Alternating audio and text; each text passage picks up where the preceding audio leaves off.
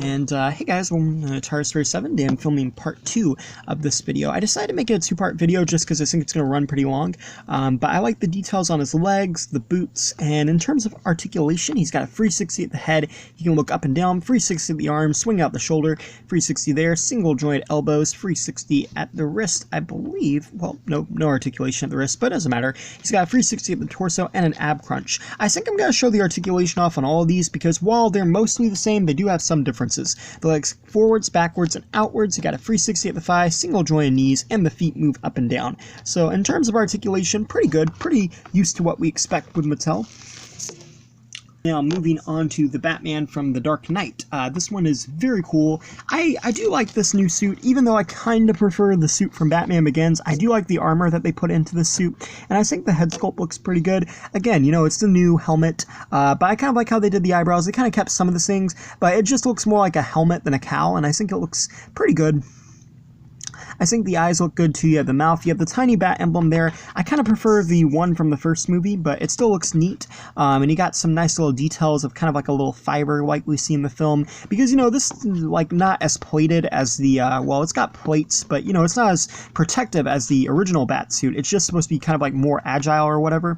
But he's got the shoulder pads, and he's got some more of the detailing there. He's got the bat wings on the side, which look good. And again, some more of that little texture that goes around.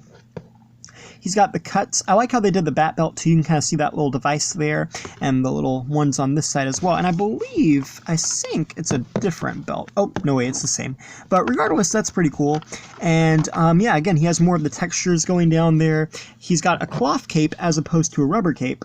To be honest with me, I don't mind rubber capes. I kind of prefer them, the more rubbery plastic. But a lot of people prefer cloth capes, so if you're one of those people who likes cloth capes, I'm glad that they did include one cloth cape in this set. I think that's pretty neat. He's got some more texturing down the legs and the boots. And yeah, in terms of articulation, he's got a 360 at the head. He can look up and down. He's got 360 at the arm, swing out the shoulder, 360 there, single joint elbow. This one, I believe, does have, yeah, 360 at the wrist. He's got a 360 at the torso, an ab crunch that's a little stiff. The legs come forwards, backwards, and outwards.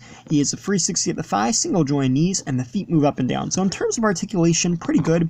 And yeah, moving on to the last Batman in this series, we have the Batman from The Dark Knight Rises. So this is pretty cool. This is the only one that comes unmasked, but he's got a little bit more of difference too. His cape is the same, kind of like rubber material as the first Batman, but the overall kind of like design of the suit's a little bit different from the Dark Knight one, even though it really is the same suit from the Dark Knight movie in terms of accuracy. And I think the head looks pretty good. I definitely think it looks like Christian Bale. And he's also got some gray hair on the sides because, you know, he's supposed to be a little bit older in this film, so I think that's pretty cool. He's got the bat emblem there, but he's got a little bit more silver shading paint, which kind of looks good. Definitely looks like what we saw in the suit. That's pretty nice. And then he's got the bat belt there, which is pretty cool. Again, it's the same belt, but I don't mind. He's got like more of this like kind of like brownish silver shading that goes all around the sides. So I think that's pretty neat. I like the design on the gauntlets. Mostly, like I said, it's the same as the other one, but it still looks cool. And again, the cape, mine doesn't really have that problem where it hangs down. I think it looks pretty good. And he's got the texturing on the boots, which are pretty good. And yeah, so mostly it's the same, just the different cape and the different head. But I think it looks good, and I like how they had the shading. You also get the destroyed cow that Bane breaks during the film, and I think this was on a couple of the posters. You know, it's definitely something that's kind of symbolic to the movie, so I'm really glad they include this. You can't put it on his head, but it's neat. You can see where it's torn on the eyes and on the mouthpiece, and he can hold it if you want, so that's pretty cool. He's actually packaged holding it, and overall I think this is pretty neat. I kind of wish they did include more accessories in this as opposed to the posters and the helmet. Like, I kind of wish they would have included a batarang or a grapnel gun, but regardless, it's not that big a deal.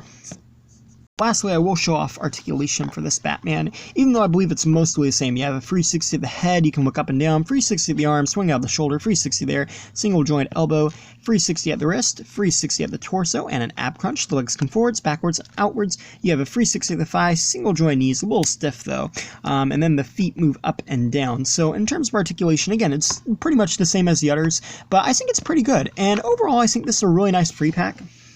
A lot of these figures had been released over the different years by Mattel for the different movies, but I think it's nice that they include them all into one set. I think it's good that you get like the different versions of Batman, and even though these two are mostly the same aside from their cape and heads, I still like that they include it. I love the broken cowl accessory. Again, I wish they would put in maybe a little bit more accessories, but you are getting free characters, you're getting the display bases and the cowl, so you are getting a lot with it, and I think it's really neat. Thank you for watching. Please rate, like, and subscribe.